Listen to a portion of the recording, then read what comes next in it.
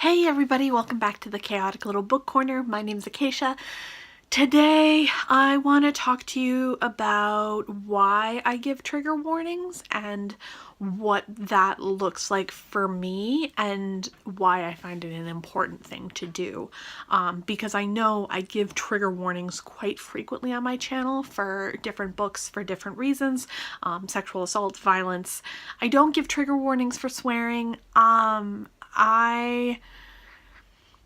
I don't know if anyone under the age of 18 watches my videos, but if they do, I really don't think swearing is that big a deal. That's just my opinion. I find foul language very normal. It sometimes, like in the tale of Oscar Wilde, that I found abrasive and intense, but I normally find foul language just a whatever kind of situation. It doesn't affect me.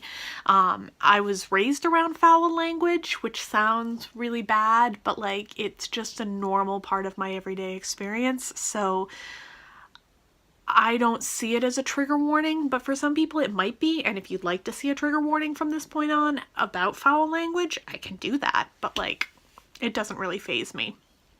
But sexual assault, violence, graphic depictions of violence against women, and eating disorders and suicide are the things, and self-harm are the things that I really focus on and feel very strongly need to be addressed, because I myself get triggered by them very emotionally and intently. And so what happens to me is I have a visceral response to these traumas and triggers. And so I never want my subscribers to go into a book and be triggered and not think that I warned them. If you're like me, you kind of ignore those trigger warnings and just go ahead anyway, knowing what you're getting into, and then you still get traumatized, and it is what it is. But I prefer to have the information before I go into a book. So the reason I want to bring this up is I was asked recently why I said that Lighter Than My Shadow was an accurate depiction, and did I have any experience with anorexia? And the answer to that question is yes, I do. I myself have gone through, and I don't want to say an anorexic phase because that diminishes what it was. I went through a good solid year of my life not eating and counting calories and withholding food from myself and withholding nutrients from myself, and intently covering up my body and hyper focusing on the idea of getting thin, and trying to control everything that went into my body within my own way. And in that time period, the only thing that I felt I could control was food. And that's kind of been a reoccurring theme for me throughout my life ever since I was about 7 or 8.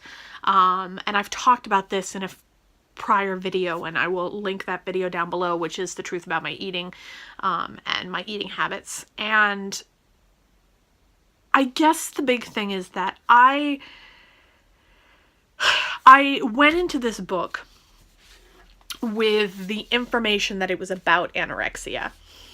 And I like to read books about anorexia because it feels familiar to me, and it feels truthful to me, and it feels like an idea that I can understand, and a place where, dark as it may be and scary as it may be, I have felt that feeling before in my own body, and I like to process it again and feel those feelings to kind of not relive them, but to reassociate with them and be aware that they happened and understand that they happened and check myself on them. This book, though, triggered me, and it triggered me into a spiral that I really haven't been able to get out of. And it triggered me into a spiral where I went back to my bulimic habits. So ever since I read this book, I have been purging. Now, it's not something I do on a daily basis. It's based around what I eat and what my stress level is. I feel intensely guilty for eating certain foods, and I tend to purge after those foods specifically. So I have systems in place and ways of addressing that for myself that I've started doing again that make it so that I don't have the urge to purge, but I still continually have that battle within myself. And this book really triggered that emotional response to eating again. And it also reinstated that feeling of withholding calories. I'm not really the best at it because I do binge. I'm a binge eater as well. So when I was in the more anorexic state of my eating disorder, I would withhold food completely, and I lost over 65 pounds in the course of about 10 months. And I went from a size 18, 20 to a size 10. And I was really very quickly losing my sense of self, because the sense of safety that I have in my own body is my weight. Feeling heavy helps me, and it makes me feel more centered and like I have something that makes me more substantial and take up more space and be more aware of my body. And it also gives me the appeal of less appealing to males, which is a whole other story. But if you want to know my thoughts on, why I eat as a person who binges and experiences that, Hunger by Roxane Gay is a really good look into that kind of mindset that I have. Very scary, but very accurate.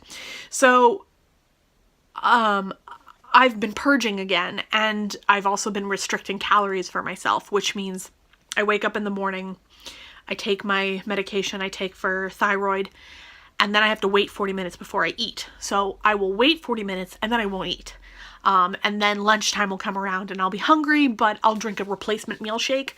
And that's not great either, nutrients-wise, but I'll do it just because I know I have to get something in my body physically.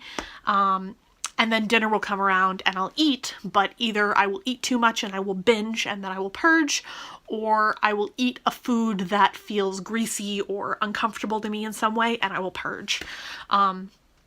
So this really reinstated itself when I started, or when I finished reading this book. And I really, really want to stress that trigger warnings are there for that reason, to explore and to identify things that could trigger a relapse or an emotional response or a visceral response. The book by Roxane Gay, where is it? The book by Roxane Gay, The Untamed State, I read this recently this month, and I had a visceral response to it in terms of the violence against the main character. It was so intense to me that I threw up. It wasn't a purge moment. It was a response to violence and to the attack on this woman. And so this again would be a trigger warning for me. Like there's something so intense in there that it gave me a physical response. And this is why I physically need a trigger warning. And this is why I request trigger warnings. And I appreciate them, is because I have responses to them that are intense and scary and overwhelming. And I am now going to be dealing with the response I had to the book, about anorexia for a while, and I now have to reestablish a system and reassociate myself with my body and get back into the system of trying to not over-exercise, trying to not over-exhaust myself, trying to not over-stress myself, trying to not purge, trying to not binge. And that's now something I have to address because I was triggered by this book. And And I was lucky that an Untamed State didn't hold me for as long and trigger me into like night terrors. But there are books that do that to me, that will trigger night terrors and will give me this feeling of uncontrolled angst. And I will lose the sense of self for a while, and I will lose sleep and be forced to sleep on my sleeping pills for higher doses for days at a time. So why do I read these books even with these trigger warnings? Well, one, I find my 5-star books to be books that I had a physical response to, books that gave me a emotional and physical immersed way of like dealing with it. I don't know if that makes sense.